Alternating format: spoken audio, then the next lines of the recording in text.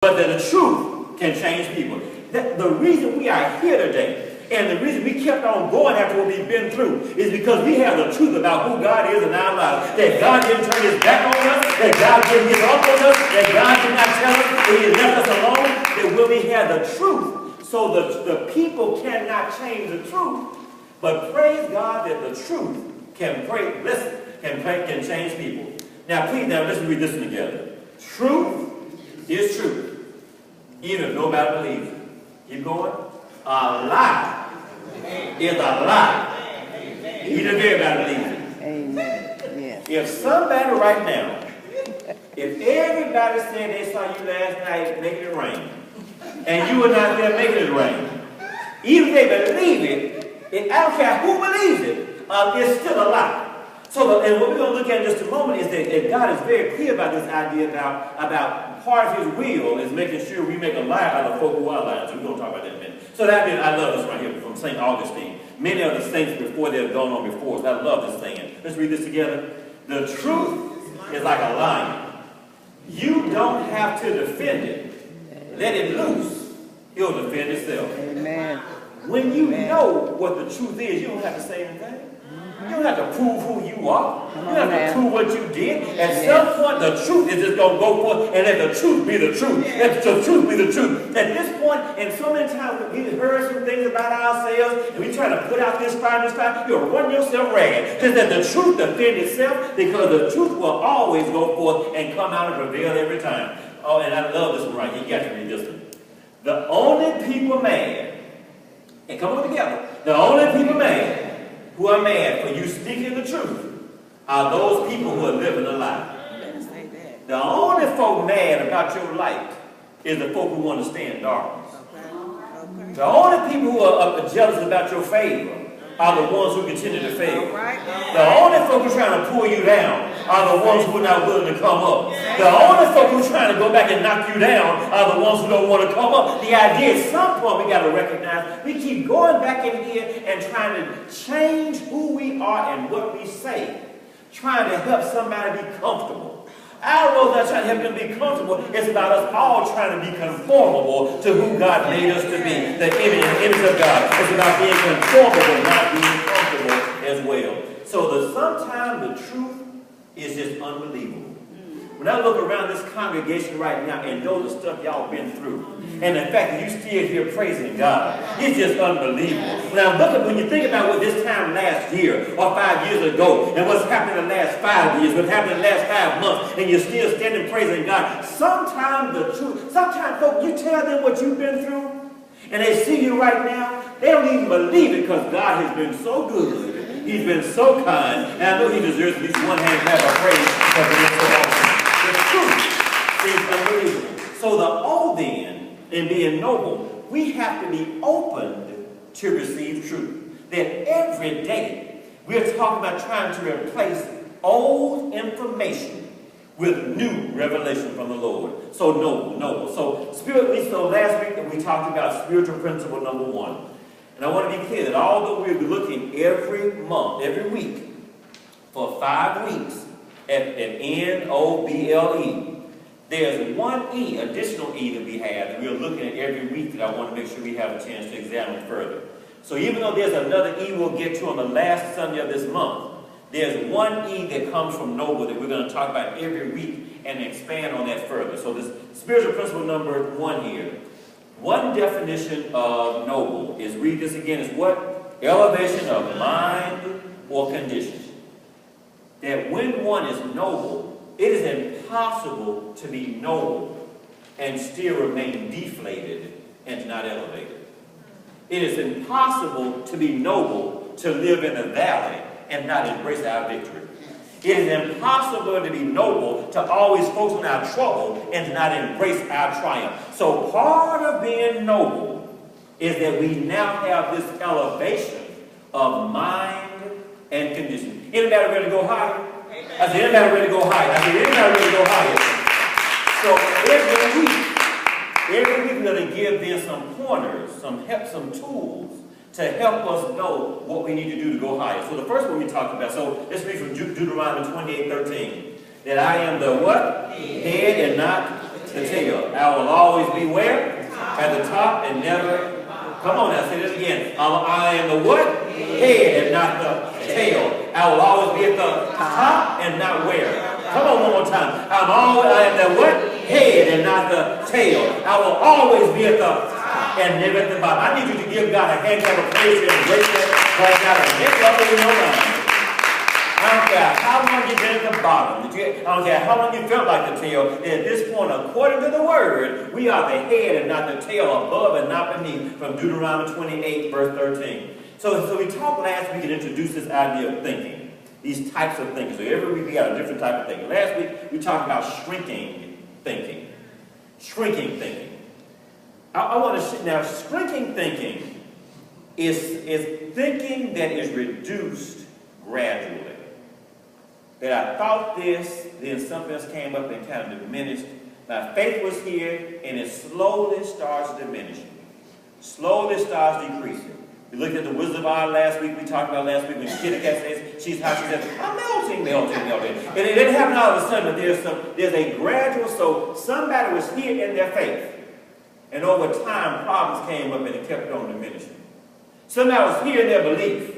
And over time, things kept coming and knocking down further. Folk were here in their trust, and things kept on happening contrary to what we were expecting. And overall, the trust slowly, over time, started eroding and decreasing.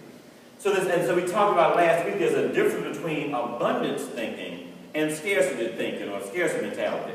So at this point, we talked about it. Whenever somebody's living in fear and doubt, that's scarcity. When we have this point, love and faith, that ends up being, at that point, abundance. Look what happens here. Whenever somebody's being self-led and selfish, that is scarcity mentality. But look what's important on the other side of scarcity. What is it? Integrity. That we have approval through testing. So the idea, we spend some time talking, so here's a scarcity mentality. If you win, I gotta lose. So I gotta win so you can lose. Whereas abundance says, we all win. Come on now, we all win. And at this point, all we do is win. We all win. So scarcity says that if you take it, I don't have any. Abundance says there's enough for all of us to have as well. So this idea, and so all these other things, look at the last one here, scarcity. Scarcity mentality says, I'm always expecting bad news. You ever heard people say, hey, everything's going right, so I guess something's about to happen wrong. That's scarcity mentality. Abundance mentality says everything's going right, that's supposed to be, that's supposed to be. That I'm going to keep on enjoying my favor. So the idea there's a difference between scarcity and abundance mentality there. Please read this verse together with me from Luke 6:38. This is a verse that's a primary verse for abundance mentality. Keep reading right now. Give and it will be given to you. A good measure, pressed down, shaken together, running over, will be put into your lap. For the measure you give will be the measure you get back. So the mindset matters we talked about. So let me talk about, so last week we talked about, in order to have elevation, we got to have what? Separation. That sometimes some separation has to occur in order for us to have elevation. In other words, it is impossible to remain with us in the same habits and the same thoughts and the same behavior that kept us down and expect to be elevated. Elevation requires separation. Please, now, you got to read this one again. We introduced this last week. Let's read this together. You cannot be who God called you to be and still keep all the same friends and habits. Elevation requires separation. Please give God a hand clap of praise for that right there. Give God one hand clap of praise for that. And let's read this together again so we get not scared here. You cannot be who God called you to be and still keep all the same friends and habits. Elevation requires separation. One more time. You can't be who God has called you to be and still keep all the same habits and friends. Elevation requires separation. So first of all, this first point we are making is that elevation requires what? Separation. That there has to be some separation from the crowd. I don't care where everybody's going. If God called you to go left and everybody's going right, to trust God enough that when I go left, that God's going to still be right there with me, and that God's going to provide everything I need. I don't care what the crowd is doing. I don't care what they are saying. I don't care how they believe it. At this point, if we want to be elevated, if we want to be raised, if we want to go higher, it has to be the result of sometimes experiencing separation. So here's spiritual principle number 2. We talk about shrinking thinking. Here's the next one I'm talking about. Sinking thinking. Now, what does that mean, sinking thinking? What I said before about shrinking thinking was that somebody was here in their trust, and over time, it kept going lower and lower. Things happened. People said something. I got hurt, went through here, and it went further down. Sinking thinking says, I was here, and something happened, and I immediately went down. I went from faith to doubt. I went from faith to fear. That there was not like a lot of in-between time. I continued to sink in. Now look what happens here. It's so we have this sinking thinking. So we're sinking. So the question is, as somebody's sinking, what are they thinking? What's causing the sinking to occur without often be wrong thinking?